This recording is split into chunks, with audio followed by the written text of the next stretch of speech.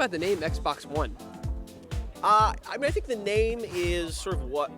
It's always hard with a name to figure out what the right name is for a console. I'm in favor of just calling it the new Xbox. And I think, one, it's like, people say, well, does that suggest it only does one thing at a time when it actually does, they're saying 2 or 3 things at a time. So I think it's a fine name. I think ultimately people will probably just call it the new Xbox.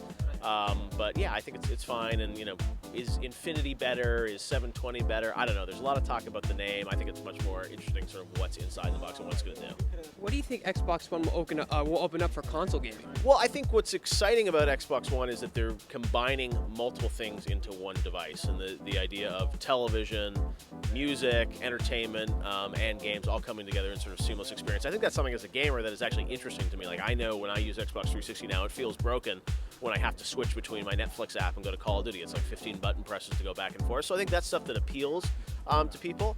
And, a lot of the other stuff, there's so much to these consoles. When you first hear about it in only an hour, I think we have to dive in much deeper and see how the actual gameplay is going to change. That's the one thing we didn't really find out a lot about today, is how the games are going to be different on the new system. I'm impressed with the new sensor. I think the new controller feels great, but we didn't see a lot of, gameplay to tell me that, oh my God, this system is going to be a massive leap forward for gameplay. And I think we will see that, hopefully at E3, but right now, obviously, we're just seeing videos right now. Speaking of, where were the games in today's press conference? Do you think they're saving them for E3?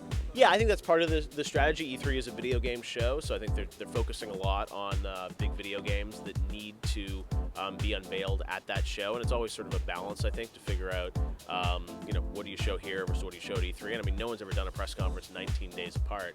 And I've heard a lot about some of the stuff they have at E3. I think they actually have a really good lineup of games. So we'll see. I hope we're going to see live demos of games. I hope we're going to see some stuff that appeals to the core. Phil Spencer said on stage they got 15 exclusives coming in the first year.